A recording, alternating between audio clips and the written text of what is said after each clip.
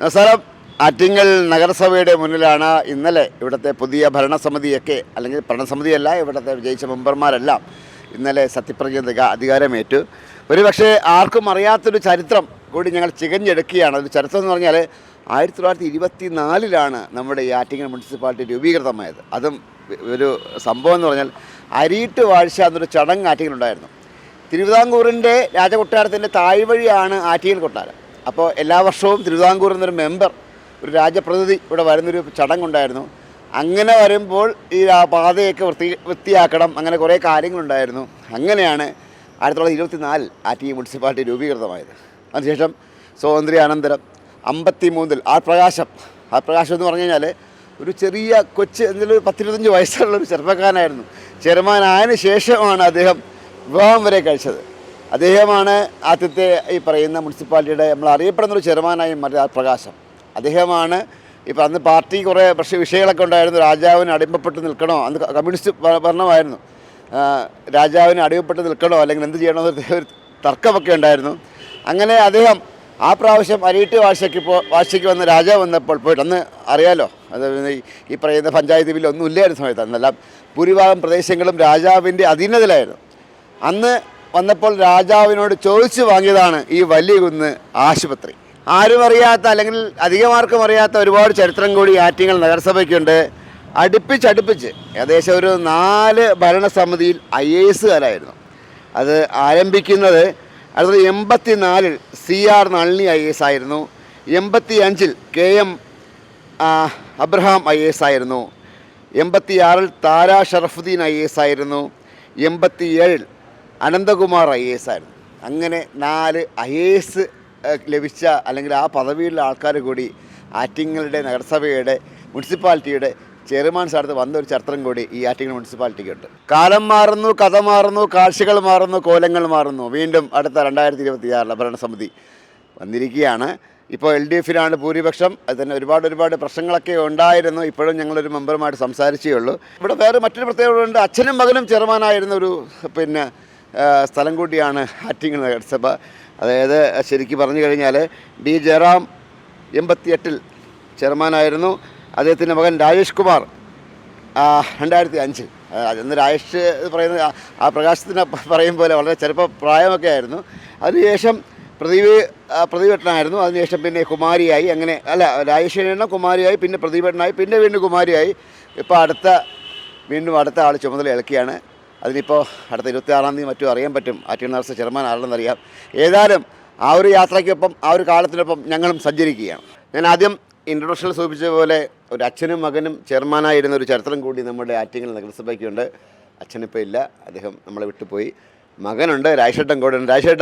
രാജേഷേട്ടനെ കുട്ടി പറയുമ്പോഴത്തേക്ക് അച്ഛനും മകനും ഇവിടെ ഭരിച്ചു എന്നത് മാത്രമല്ല, കാരണം ഒരു 4-5 തവണയായിട്ട് ഇപ്പോൾ നിരന്തര LDF ആണ് ആറ്റിങ്ങൽ നഗരസഭ ഭരിക്കുന്നത്. അതിന് ഇപ്പോഴത്തെ വിജയത്തിനും മുമ്പത്തെ വിജയത്തിനുമൊക്കെ ഒരുപാട് എല്ലാ സ്ഥാനാർത്ഥികളുടെ കൂടെ സഞ്ചരിക്കുകയും ഒരുപാട് പരിശ്രമിക്കുകയും ചെയ്ത ഒരു വ്യക്തിയോട് ഞാൻ അന്വേഷിച്ചപ്പോൾ അങ്ങനെ അറിയാൻ കഴിഞ്ഞത് നിങ്ങൾ ഓൾ ഇൻ ആളായിരുന്നത്. ശരിയാണോ അത്? എൻ്റെ സാന്നിധ്യം വേണമെന്ന് പറഞ്ഞ് എന്നെ സമീപിച്ച വാർഡുകളിലൊക്കെ തന്നെ ഞാൻ പോയി. അത് കൂടുതൽ ഈ വെസ്റ്റ് മേഖലയിലാണ്. അത് എനിക്ക് ചാർജ് തന്നിട്ടുള്ളത് 19-20 വാർഡുകളായിരുന്നു. പ്രധാനമായും കോൺസെൻട്രേറ്റ് ചെയ്ത് നിൽക്കേണ്ടതാണ്. അതിൽ കൂടുതൽ ശ്രദ്ധ 20-ാം വാർഡിനാണ്. 19-ൽ പോയിട്ടുണ്ട്. 20-ാം വാർഡ്, 19-ാം വാർഡ്, 20-ാം വാർഡ്. അല്ലാതെ ഈ തെരഞ്ഞെടുപ്പ് വന്നതിന് ശേഷം നമ്മുടെ പാർട്ടി ജില്ലാ സെക്രട്ടേറിയറ്റ് അംഗം രാമകൃഷ്ണൻ പറഞ്ഞു, നീ ഇങ്ങനെ 2 വാർഡ് മാത്രമല്ല, നീ എല്ലായിടവും ശ്രദ്ധിക്കണം രാജേഷ്. അങ്ങനെയാണ് പറഞ്ഞതിൻ്റെ അടിസ്ഥാനത്തിലാണ് പിന്നെ ഞാൻ ബന്ധപ്പെട്ടു. 21-ാം വാർഡിൽ കുറച്ച് നമ്മുടെ ബന്ധപ്പെടലുണ്ട്. ഈ 23-ാം മഞ്ജുവിൻ്റെ വാർഡ്, അതുപോലെ തന്നെ 24 ഈ ശ്യാമിൻ്റെ നന്നായിട്ട് ഇടപെട്ടു. ഞാൻ രാത്രി 12 മണിക്ക് വന്ന് കിടന്നിരുന്നാലും രാവിലെ 3:30 മണിക്ക് അലാറം വെച്ച് എഴുന്നേറ്റ് ഫ്രഷായി 4 മണി തൊട്ട് ഞാൻ ഓരോരുത്തരെ വിളിക്കും. അതിൽ എല്ലാവരും ഈ പറഞ്ഞ ശ്യാം, അതുപോലെ തന്നെ ഇവിടെ രമ്യ, നിങ്ങളുടെ വാർഡ് കൗൺസിലർ രമ്യ, അതുപോലെ തന്നെ ബിനു, അതുപോലെ തന്നെ നമ്മുടെ 31-ല് നമ്മുടെ ശ്രീജിത്ത്, പിന്നെ നമ്മുടെ ഇവിടെ ഇപ്പോൾ തോറ്റ വാർഡുകളിൽ നമ്മൾ ഈ അനുപമ, സന്തോഷിൻ്റെ ഭാര്യ, പിന്നെ അപ്പുറത്ത് ശശിധരൻ, പിന്നെ രാജു സാഹുവിനെ പിന്നെ നമ്മൾ ഇതിൻ്റെ എല്ലാം അറിയാവുന്ന ആളാണ്, അതുകൊണ്ട് അവിടെ ബന്ധപ്പെടുന്നുണ്ട്. പിന്നെ നമ്മുടെ ഇവിടെ 27-ാം വാർഡിലും കുറച്ച്, അത് 1-2 അങ്ങനെയുള്ള പ്രധാനമായി ഈ വാർഡുകൾ. നമ്മളപ്പോൾ ഈ തെരഞ്ഞെടുപ്പിൽ ഞാൻ മനസ്സിലാക്കിയ കാര്യം, തെരഞ്ഞെടുപ്പിൽ പ്രവർത്തിച്ച നമ്മൾ പറഞ്ഞ കാര്യങ്ങൾ, അതായത് ഇപ്പോൾ ഞാനും രാമകൃഷ്ണനും കൂടെയാണ് ഒരു 14 ദിവസത്തോളം നമ്മൾ ഒരുമിച്ചാണ്. ഒന്നീ എൻ്റെ ബുള്ളറ്റിൽ അദ്ദേഹം കയറും, അല്ലെങ്കിൽ കാറിൽ കയറും, നമ്മളിങ്ങനെ ഓരോ ഭാഗങ്ങളിൽ പോകും. അതിൽ ഈ പൗരപ്രമുഖർ, വ്യവസായികൾ, അങ്ങനെ എല്ലാവരെയും കണ്ടു, ഇതെല്ലാം ചെയ്യും. അപ്പോൾ നമ്മൾ പോയി പറഞ്ഞത് ഒക്കെ അക്ഷരാർത്ഥത്തിൽ കേട്ട വാർഡുകളിലൊക്കെ വിജയിച്ചു. ശരി ശരി. ഇത് ഒരു ചെവി കൊണ്ട് കേട്ട് കളഞ്ഞ വാർഡുകൾ പരാജയപ്പെട്ടു. ശരി ശരി. അങ്ങനെ കൊണ്ട് ഒരു എക്സ്പീരിയൻസ് ഉണ്ട്. അതായത് നന്നായിട്ട് ജനങ്ങളുടെ ഇടയിൽ നിന്ന് പ്രവർത്തിച്ച് നല്ല പിന്നെ അത്ഭുതപ്പെടുത്തിയ 2 വാർഡുണ്ട് എന്നെ. ഒന്ന് ഈ 20-ാം വാർഡ്, കാഞ്ഞിരംകോണം വാർഡ്. അവിടെ BJP ആശ. അതുപോലെ തന്നെയാണ് BJPയുടെ വിജയം 23-ാം വാർഡിൽ. ഒരു പ്രതീക്ഷയില്ല. 2 വാർഡിലും ഒരു വലിയ ഈ 20-ാം വാർഡിൽ ഇങ്ങനെ പറഞ്ഞിരുന്നു, ആശ നേരത്തെ നിന്ന് പരാജയപ്പെട്ട BJPയുടെ സ്ഥാനാർത്ഥിയാണ് നമ്മുടെ മിനിയുടെ കൂടെ. പിന്നെ 25-ാം വാർഡ് മിനി. അയ്യോ, മിനി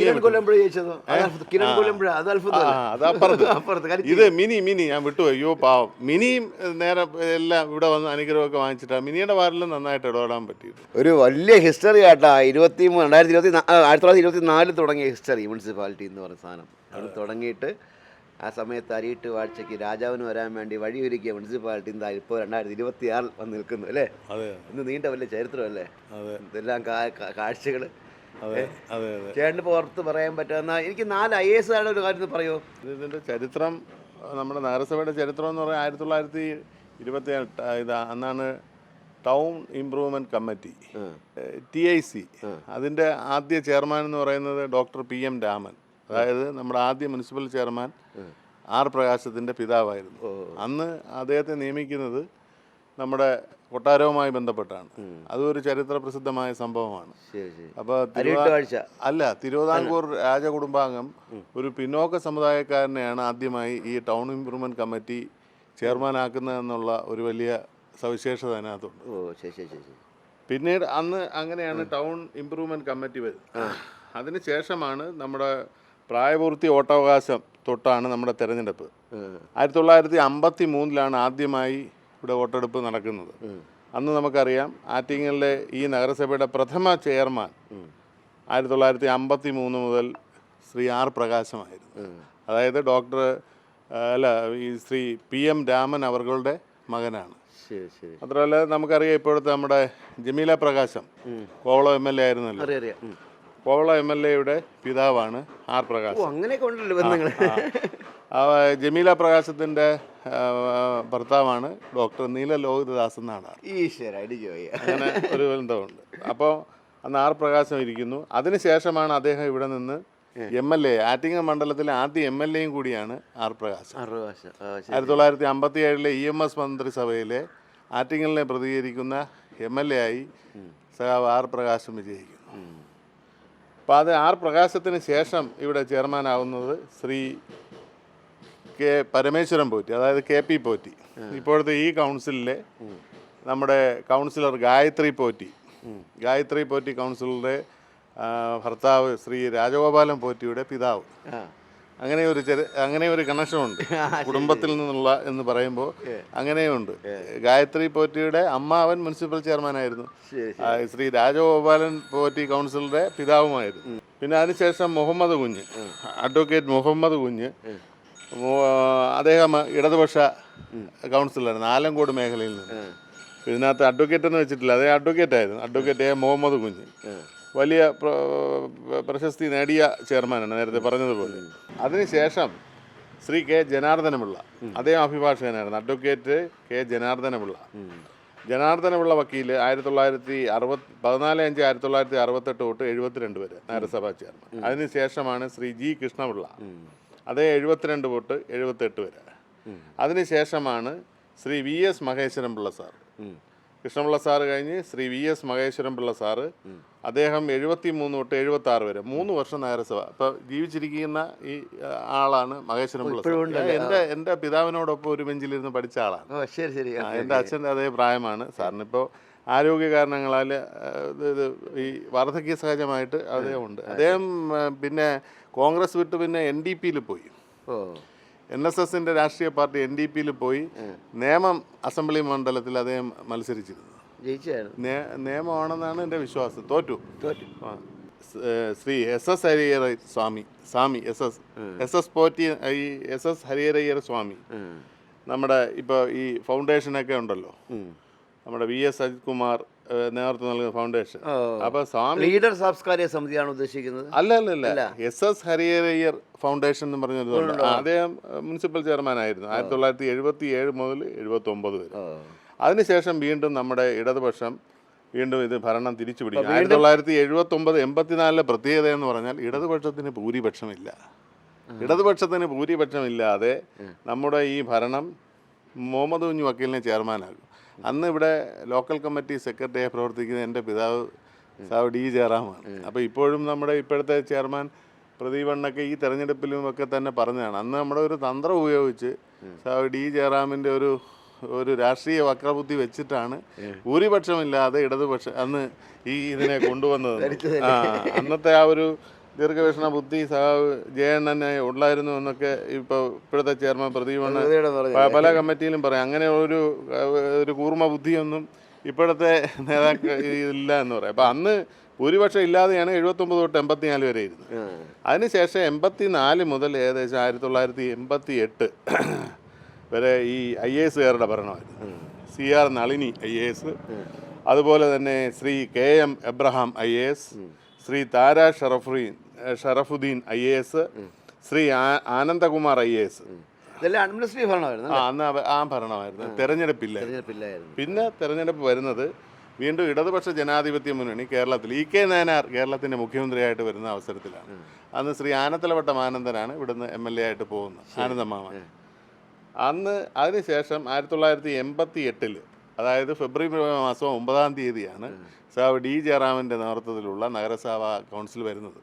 അതിലെ യുവ കൗൺസിലേഴ്സാണ് ഇപ്പോഴത്തെ മുൻ ചെയർമാൻ ശ്രീ M പ്രദീപ്, നമ്മുടെ പാർട്ടിയുടെ ഇപ്പോഴത്തെ ഇവിടുത്തെ മുതിർന്ന നേതാവ് ജില്ലാ സെക്രട്ടേറിയറ്റ് അംഗം സഖാവ് R രാമു, അതുപോലെ തന്നെ അന്തരിച്ച മുൻ vice chairman Shri C Pradeep, അതുപോലെ തന്നെ അതിലുണ്ടായിരുന്നതാണ് നമ്മുടെ മലയാപ്രസ് K ഹരികുമാർ, അതുപോലെ ഇതിൽ ഇടതുപക്ഷ കൗൺസിലർ പഴയ ഇത് SFI നേതാവ് ആനന്ദസാഗർ, പിന്നെ അവിടെ അട്ടക്കുളം ശശി, പിന്നെ CPIയിൽ നിന്ന് K തമ്പി, CPMൽ നിന്ന് മാമത്ത് ഗോപാലകൃഷ്ണൻ നായർ, പിന്നെ നമ്മുടെ CPMലെ ശ്രീദേവി അമ്മ, അങ്ങനെ തുടങ്ങി ഇതാണ്. അപ്പോൾ അന്നത്തെ പ്രതിപക്ഷ നേതാവ് അഡ്വക്കേറ്റ് വക്കൻ റഷീദ്, അന്നത്തെ ആദ്യത്തെ കൗൺസിലറായി വന്നതാണ് പിന്നീട് ചെയർപേഴ്സണായ ശ്രീമതി വസുമതി ജി നായർ, അങ്ങനെ ശ്രീ മുരളീധരൻ നായർ, ശ്രീ C രാജൻ, ശ്രീ PV ജോയി, മറ്റേ ലീഗിൻ്റെ അബ്ദുൾ സലാം ആലങ്കോടിൽ നിന്ന്, അങ്ങനെ കുറേ കോൺഗ്രസിൻ്റെ വലിയ പ്രഗത്ഭരാണ്. അന്ന് വന്ന യുവതലമുറയാണ്. 1987 തൊട്ട് 91 വരെ EK നായനാറുടെ ഭരണം. 91 ജില്ലാ കൗൺസിൽ തെരഞ്ഞെടുപ്പ് ജയിച്ചപ്പോൾ പിന്നെ ഈ പിരിച്ചുവിട്ട് ഇലക്ഷൻ നടത്തി. ആ ഇലക്ഷനിൽ VS ആണ് നേതൃത്വം കൊടുത്ത് മത്സരിച്ചത്. പക്ഷേ ഫലം വന്ന് നമ്മുടെ രാജീവ് ഗാന്ധി, ഇന്ത്യയുടെ രാജീവ് ഗാന്ധി നമ്മുടെ ബോംബ് സ്ഫോടനത്തിൽ മരിക്കുന്നു 1991 ശ്രീപെരുമ്പത്തൂർ. അതോടുകൂടി ട്രെൻഡ് മാറി. ഇവിടെ ശ്രീ ആനത്തലവട്ടം ആനന്ദമാവൻ തോക്കുന്ന തുച്ഛമായ വോട്ടിനാണ്, 324 എത്ര വോട്ടിനാണ് അദ്ദേഹത്തെ ശ്രീ ശരത്ചന്ദ്ര പ്രസാദ് തോൽപ്പിക്കുന്നത്.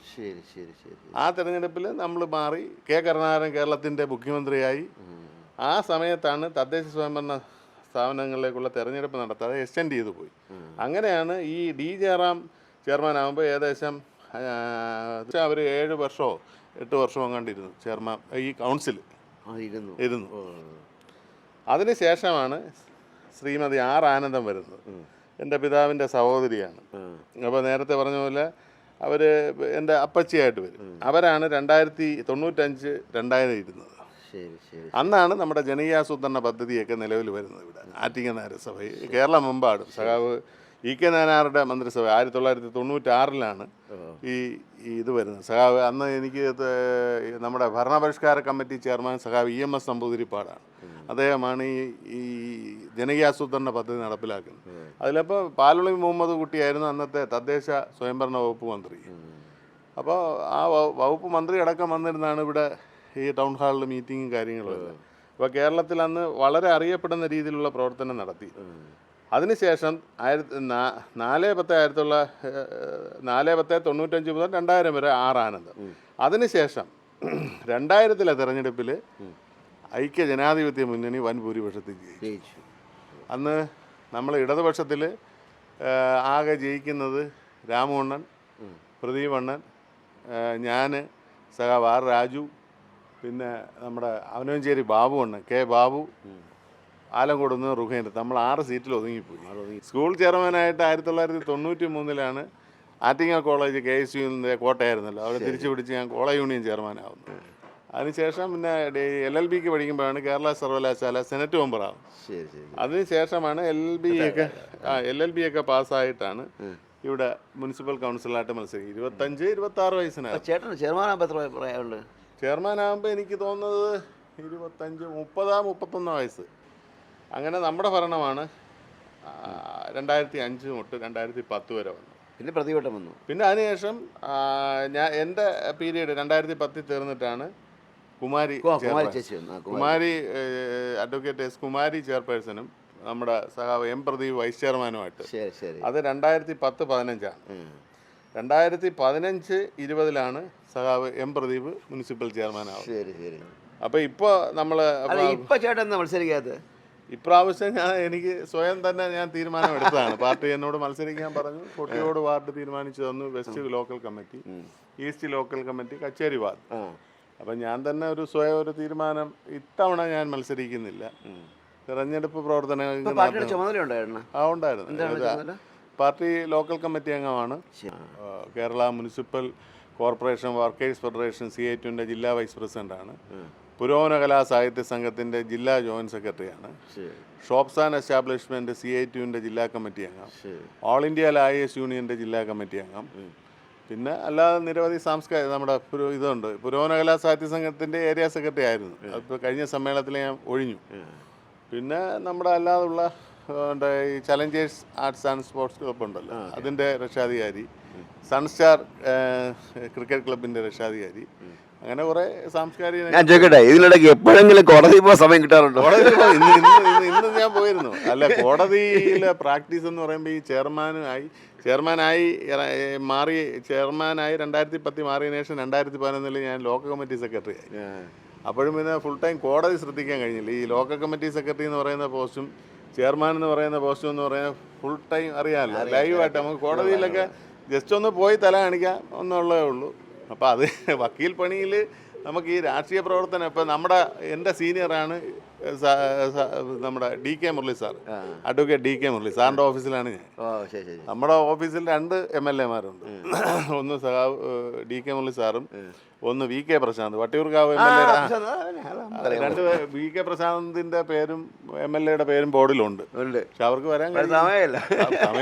നേരം വിളിക്കുന്ന നിങ്ങൾ തന്നെ MLA-മാരെ വിട്ടിട്ട് നേരം വിളിക്കും. 6 മണിക്ക് ആൾക്കാർ വരികയാണ്, ജനങ്ങളുടെ ഇടയിൽ നിൽക്കുന്നവരല്ലേ. അപ്പം അതുപോലെ നമ്മൾ മുനിസിപ്പൽ ഒരു കൗൺസിലറായാൽ തന്നെ നമുക്ക് കോടതിയിൽ ഇപ്പോൾ എന്നാൽ ഇവിടെ കോടതിയിൽ പലരും കാണുന്നുണ്ട്. പഞ്ചായത്ത് മെമ്പറും വൈസ് പ്രസിഡൻ്റൊക്കെ ആയവരൊക്കെ ഇവിടെ വന്ന് നിൽക്കുന്നുണ്ട്. കാര്യങ്ങൾ ഇവിടെ കോടതിയിലാണ് കോൺസെൻട്രേറ്റ് ചെയ്ത് നിൽക്കുന്ന വക്കീലന്മാരും ഉണ്ട്. ഞാൻ കഴിഞ്ഞു, ഈ കൗൺസിലർമാർക്കുള്ള ഓണറേറി എന്ന് പറഞ്ഞാൽ അവർ 8500 രൂപയാണ്. അത് വർദ്ധിപ്പിക്കും. ഇപ്പോൾ വർദ്ധിപ്പിച്ചത് കഴിഞ്ഞ LDF സർക്കാരാണ്. അപ്പോൾ എനിക്ക് തോന്നുന്നു അവർക്ക് മുതലാവും ചേട്ടാ. യഥാർത്ഥത്തിൽ നമ്മുടെ തൊഴിലുറപ്പുകാർക്ക് അതിനേക്കാളും കാശ് കുറച്ചായി കാണിക്കണല്ലേ.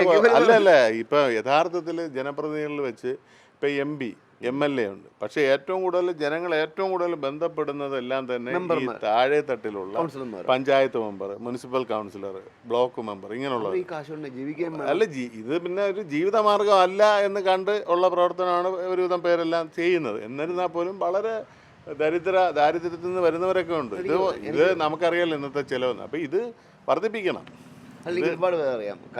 ഇടതുപക്ഷ ജനാധിപത്യ മുന്നണി സർക്കാരാണ് ഇപ്പോൾ ഇത്രയെങ്കിലും ആക്കിയത്. അപ്പോൾ യഥാർത്ഥത്തിൽ MLA-മാർക്കും MP-മാർക്കും കൊടുക്കുന്ന പോലെയുള്ള ഒരു പരിഗണന ഈ ജനപ്രതിനിധികൾക്ക്, അതായത് മേയർ മുതൽ ജില്ലാ panchayat president, block president, municipal ചെയർമാൻമാർ, പഞ്ചായത്ത് പ്രസിഡന്റുമാർ, അപ്പോൾ അത് വർദ്ധിപ്പിക്കണം. അല്ല, ഏതായാലും എനിക്ക് പറയാനുള്ളത് അത് മാത്രമല്ല, ഒരുപാട് കാര്യങ്ങൾ പറയാനുണ്ട്. എങ്കിൽ പോലും ഞാൻ പറയുന്ന ഒരു കാര്യം, ഈ പറയുന്ന ഒരുപാട് മെമ്പർമാരെയും കൗൺസിലർമാരെ എനിക്കറിയാം. കിട്ടുന്ന കാശിന് എൻ്റെ കൂടെ തന്നെ വന്ന് ഒരുപാട് പേര് ആംബുലൻസ് വിളിക്കാൻ അവരെ പോക്കറ്റിൽ നിന്ന് കാശെടുത്ത് കൊടുക്കുന്ന കാഴ്ച ഞാൻ കണ്ടിട്ടുണ്ട്. എൻ്റെ കൂടെ ഒരുപാട് രോഗികളുടെ അടുത്തൊക്കെ ഒരുപാട് പേരുണ്ട് വന്നിട്ടുണ്ട്. അവരൊക്കെ എന്നോട് രഹസ്യമായിട്ടൊക്കെ പറഞ്ഞിട്ടുണ്ട് 1500 ആകെ നമ്മൾ ഓണർ എന്ന് പറയുന്നുണ്ട്.